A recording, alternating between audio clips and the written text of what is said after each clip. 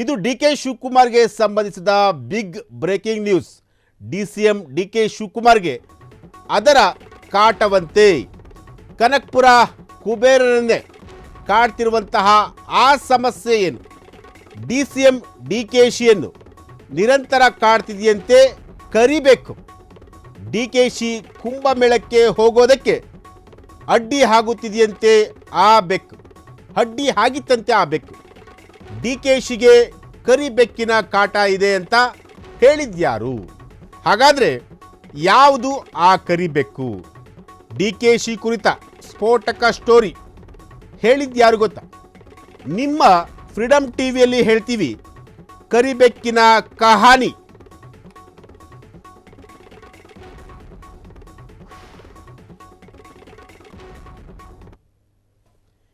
S, ಇದು DK ಶಿವಕುಮಾರ್ಗೆ ಸಂಬಂಧಿಸಿದಂತಹ ಒಂದು story. DCM DK ಶಿವಕುಮಾರ್ಗೆ ಅದರ ಕಾಟವಂತೆ. ಯಾವುದು ಆ ಕಾಟ? ಕನಕಪುರ ಕುಬೇರನನ್ನೇ ಕಾಡ್ತಿರುವಂತಹ ಆ ಸಮಸ್ಯೆ ಏನು? ಡಿಸಿಎಂ ಡಿಕೆಶಿಯನ್ನು ನಿರಂತರವಾಗಿ ಆ ಸಮಸ್ಯೆ ಕಾಡ್ತಾ ಇದೆಯಂತೆ. ಆ ಸಮಸ್ಯೆ ಬೇರೆ ಯಾವುದೂ ಅಲ್ಲ, ಕರಿಬೆಕ್ಕು. ಡಿಕೆಶಿ ಕುಂಭಮೇಳಕ್ಕೆ ಹೋಗೋದಕ್ಕೆ ಅಡ್ಡಿ ಆಗಿತ್ತಂತೆ ಆ ಬೆಕ್ಕು. ಡಿಕೆಶಿಗೆ ಕರಿಬೆಕ್ಕಿನ ಕಾಟ ಇದೆಯಂತೆ. ಡಿಕೆಶಿ ಕುರಿತ ಸ್ಫೋಟಕ ಸ್ಟೋರಿ ಹೇಳೋದಾದರೆ ನಿಮ್ಮ ಫ್ರೀಡಮ್ ಟಿವಿಯಲ್ಲಿ ಹೇಳ್ತೀವಿ ಕರಿಬೆಕ್ಕಿನ ಕಹಾನಿ. ಎಸ್, ಇದು ಡಿಕೆ ಶಿವಕುಮಾರ್ ಅವರಿಗೆ ಸಂಬಂಧಿಸಿದಂತಹ ಒಂದು ಸ್ಟೋರಿ. ಮಹಾಕುಂಭಕ್ಕೆ ಹೋಗಬೇಡ ಹೀಗಂತ ಹೇಳಿದ್ರಂತೆ ಎಐಸಿಸಿ ಅಧ್ಯಕ್ಷರು. ಕುಂಭಮೇಳಕ್ಕೆ ಹೋಗಿ ಖರ್ಗೆಗೆ ಕೌಂಟರ್ ಕೊಟ್ರ ಡಿಕೆಶಿ.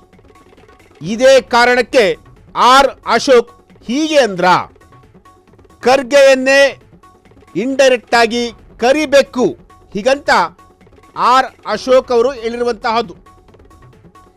ಕಾಂಗ್ರೆಸ್ನಲ್ಲಿ ಕರಿಬೆಕ್ಕಿನ ಕಾಟ ಜಾಸ್ತಿ ಆಗಿದೆಯಂತೆ.